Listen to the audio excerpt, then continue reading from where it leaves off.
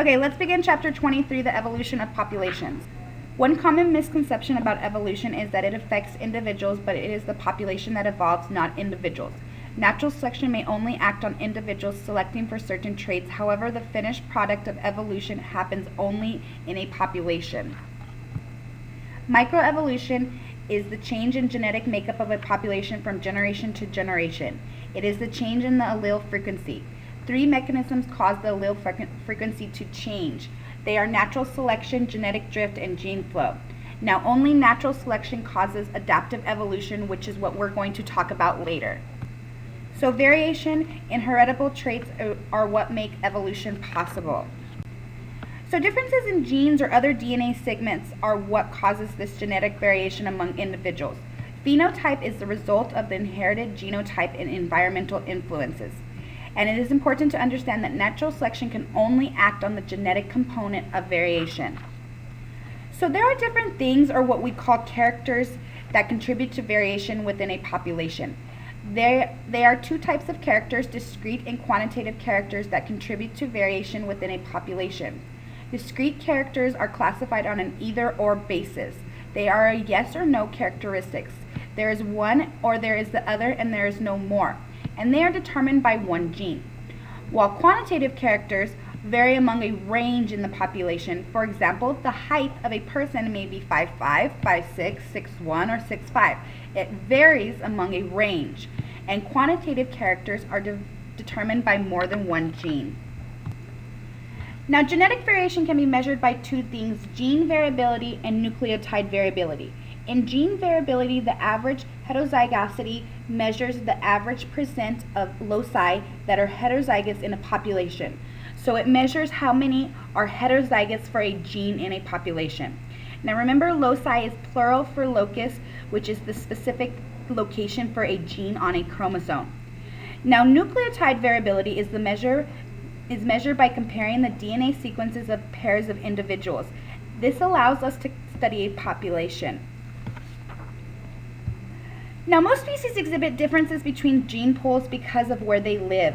For example, in Madeira, a Portuguese island is home to an isolated population of mice that have chromosomal variations among the population that is due to drift, not natural selection. Sometimes variation occurs due to environmental changes or a cline. A cline is a gradual change among the geographic axis.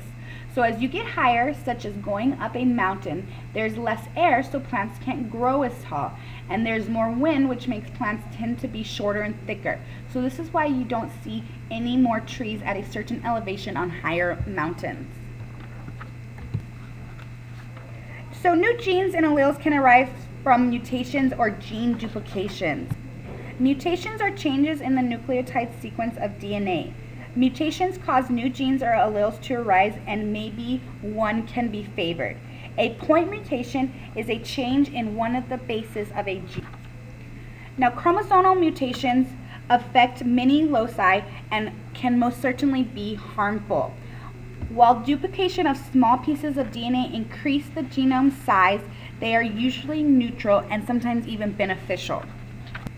Now, a point mutation can have a significant impact on a phenotype. For example, it can change the amino acid sequence and then change the protein shape. But it is usually harmless, but it can have an adaptive impact. Now, mutation rates tend to be low in animal and plants. It is on average about one mutation in every 100,000 genes per generation. However, mutation rates in microorganisms are more rapid because they reproduce more often and they don't have the same checkpoints as eukaryotic cells do. Sexual reproduction produces genetic differences. Okay, let's move into concept 23.2. So the first step in testing whether evolution is occurring in a population is to clarify what is meant by a population. Remember that from last year, a population is a localized group of individuals that is capable of interbreeding and producing fertile offspring. Now, the gene pool is all the genes in a population at any given time. Remember that all genes have two alleles, so the gene pool consists of all the gene alleles for all the loci of all the individuals in a population. So all of the alleles for everybody in the population is going to be the gene pool. So if we want to know if a population is evolving, then we need to know the genotypes of the offspring. In order to predict the genotypes of offspring, we use a Punnett square. However, it is not practical to perform a Punnett square on all the possible members of a population, so we turn to statistics and the Hardy-Weinberg theorem. Now, the Hardy-Weinberg theorem describes a population that is not evolving. It is a hypothetical equation that allows work to be done using math to determine if a population is evolving. It states that the frequencies of the alleles and genotypes in a population gene pool remain constant from generation to generation, so the alleles remain constant. So the first thing we need to talk about is allele frequency and how to determine the allele frequency. Now, there are two alleles for each loci. P and Q are used to represent the frequency of each allele. So it is the percentage of the alleles in the population. Now, an important fact is that the frequency of all the alleles in the population will add up to 1. For example, P plus Q, which is the frequency of the alleles, will equal 1. So how do we calculate the number of alleles in a population? Now, in order to calculate the number of dominant alleles and the number of recessive alleles, we do a similar method. First, we take the number of homozygous that are dominant for that trait and we times it by 2. We then add it to the number of individuals that are heterozygous for that trait, and that gives us the number of alleles for that trait. So for example, consider a population of wildflowers that is incompletely dominant for a color. There are 320 red flowers, which is the dominant allele. There are 160 pink flowers and 20 white flowers, which is the recessive allele. We can then calculate the number of copies of each allele in the population. So the number of red alleles is going to equal 320, which is the number of red flowers, times 2, plus 160, which is the number of individuals that are heterozygous for the trait, which equals 800. So there is 800 copies of the dominant allele in the population. Then for the recessive allele, we can calculate it by doing 20 times 2 plus 160, and we get 200 alleles for the recessive in the population. Now, to calculate the frequency of each allele, we divide the number of alleles for that trait by the total number of alleles. For our wildflower example, we had a total of 1,000 alleles. So for the frequency of the dominant allele, we take 800 divided by the 1,000 and we get 0.8. Then for the recessive frequency, we get 200 divided by the 1,000 and we get 0.2. Then if we add the frequency of the alleles, we can see that it equals 1. So again, we're going to use the Hardy-Weinberg equation to see if a population is evolving. Here's the Hardy-Weinberg equation. Let's go ahead and break it down. So the P and the Q represent the frequency of the only 2 possible alleles in the population. Now remember that you can have 2 alleles for each gene. So if the individual is homozygous, then it will be either a PP if it's homozygous dominant or QQ if it's homozygous recessive. If the individual is heterozygous, then it will be PQ. Now P squared and Q squared represent the frequency of the homozygous genotype, while 2PQ represent the frequency of the heterozygous genotype. So here's the equation with what each variable represents. The Hardy-Weinberg represents a group of alleles that is very stable from generation to generation, which means that they are following Mendelian genetics. Now, if the distribution of the genotypes does not match the Hardy-Weinberg equation, then a population is said to be evolving. So once again, the Hardy-Weinberg is going to describe a population that has consistent frequencies of the alleles. Now let's consider our example of wildflowers. So we have 100 alleles where the frequency of the dominant allele is 0.8 and the frequency of the recessive allele is 0.2. We then can calculate the frequency of the offsprings by using our variables in our Hardy-Weinberg equation. Now, the frequency of the genotypes then can be confirmed using our Punnett square and show that they match. So we can see that when we have a frequency of 0.8 for the dominant and a frequency of 0.2 for the recessive, that we can use our Punnett square to show what each frequency will be for each genotype. Now, allele and genotype frequency do change over time in a population, so the Hardy-Weinberg theorem describes a hypothetical population and can't really be used in real populations. Now, there are 5 conditions that must be met in a population for it to be in Hardy-Weinberg equilibrium. They are, first, there are no mutations, which we know this is not the case because mutations do happen in nature. Second condition is that mating is random. You cannot choose who you mate with, which we also know is not true. Third is that there is no natural selection. One phenotype is not favored over another, which we also know is not the case.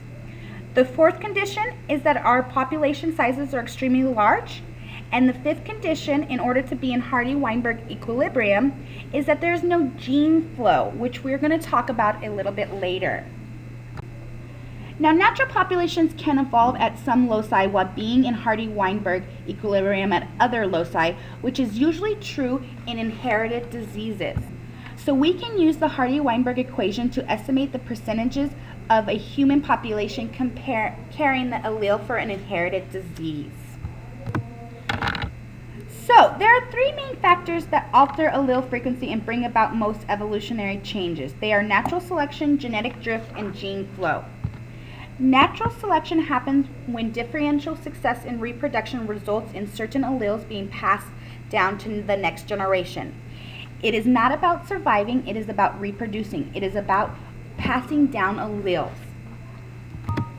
So statistically, we want a bigger sample because the smaller a sample is, the greater the chance of deviation from a predicted result. Now, genetic drift describes how allele frequencies can fluctuate. This happens unpredictably from one generation to the next and tends to reduce genetic variation. For example, we can see here that in generation 1, 5 of the 10 plants leave offspring, then only 2 of those leave offspring. So over time, the genetic variation has reduced because of genetic drift. Let's go ahead and talk about the flounder effect. The flounder effect occurs when a few individuals for some reason become isolated from a larger population.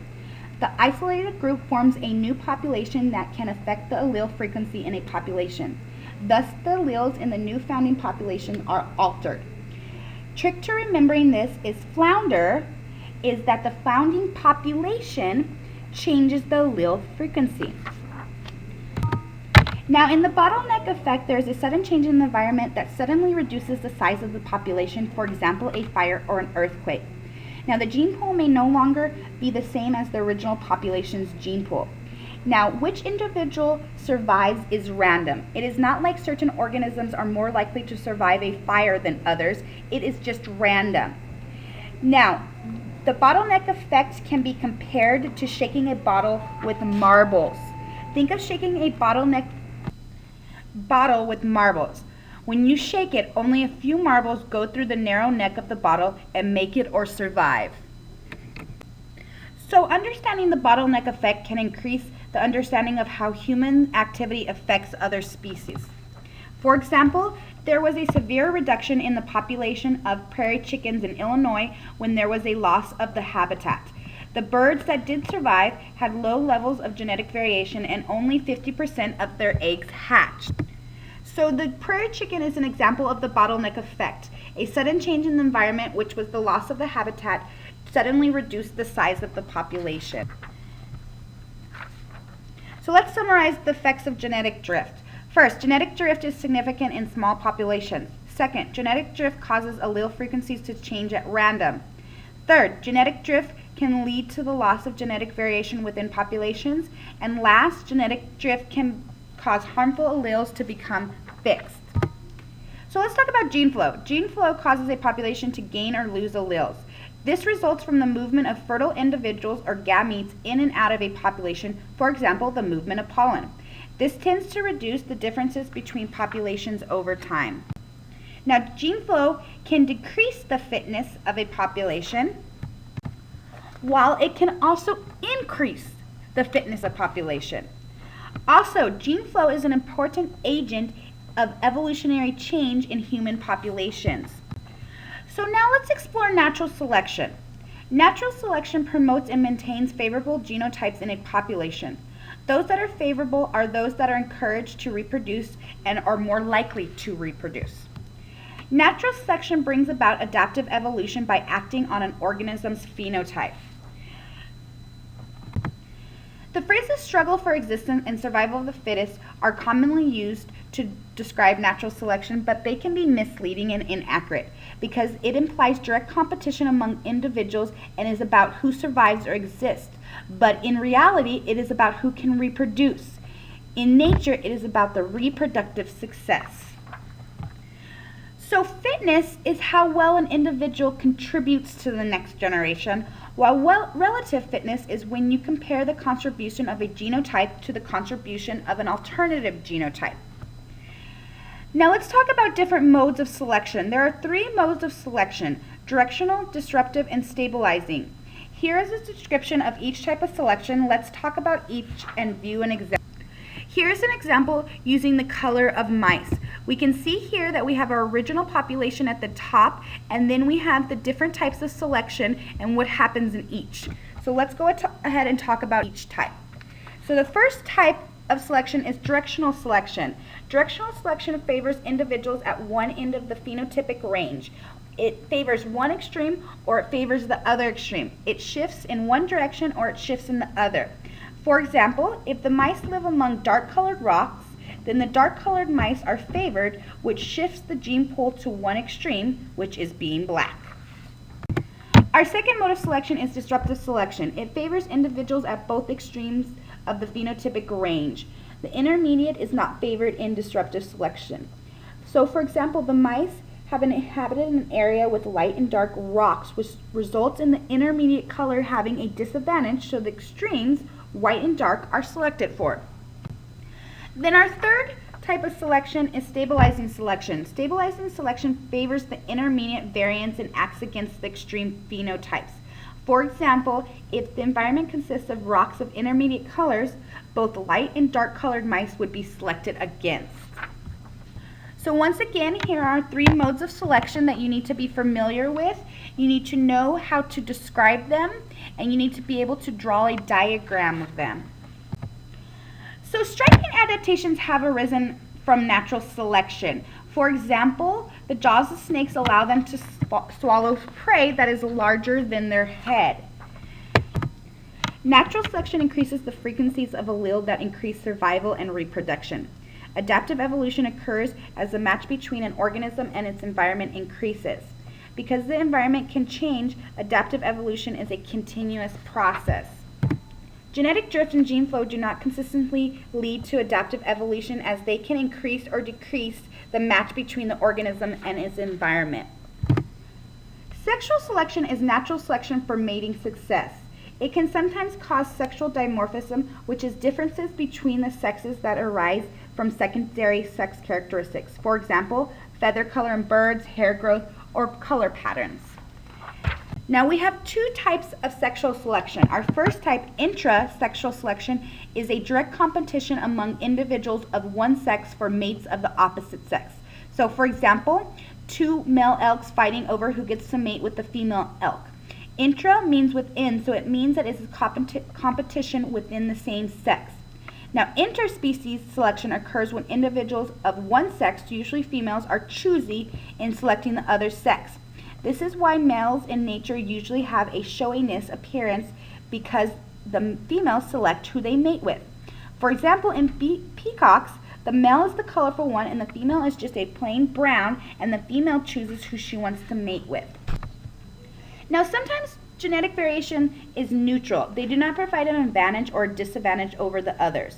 This type of mechanism helps preserve or keep variation within a population. Now, we are diploid organisms, which means that we have a pairs of chromosomes. Diploidy is another mechanism that maintains or preserves genetic variation because there are recessive alleles that can be so-called hidden. This is a benefit, and this is the reason why we are diploid, because it helps maintain variation. Now, balancing selection occurs when natural selection maintains stable frequencies of 2 or more phenotypic forms in a population. That means one form is not favored over the other, but 2 phenotypes are favored at about equal rates. This leads to a state called balanced polymorphism. Now, sometimes being heterozygous has an advantage. It can have a greater fitness than homozygous, and it varies depending on the characteristics. For example, sickle cell anemia. If you are homozygous dominant, then you get malaria. If you are homozygous recessive, then you have sickle cell anemia and die pretty young. Now, if you are heterozygous, then you don't get sickle cell and you are immune to malaria. Now, sometimes in a population there can be too many, so the fitness of any morph or any form will decline as it becomes too common in a population. This is called frequency-dependent selection, so when the frequency is too high, there will be a decline. Here's an example of frequency-dependent selection. The blue jay receives a treat after pecking a moth image on the screen. In the parent population, there's a lot of the same morph or the same phenotype, so it makes it easy for the bird to spot the moths, so more of the moths will die off from the bird eating them. In the experimental group, there are different morphs or different forms, so it makes it harder for the bird to spot the moths. So last thing, why does natural selection not fashion perfect organisms? First, selection can only act on existing variations. Second, evolution is limited by historical constraints. Third, adaptations often have compromises. And fourth, chance, natural selection, and the environment all interact. And that's it.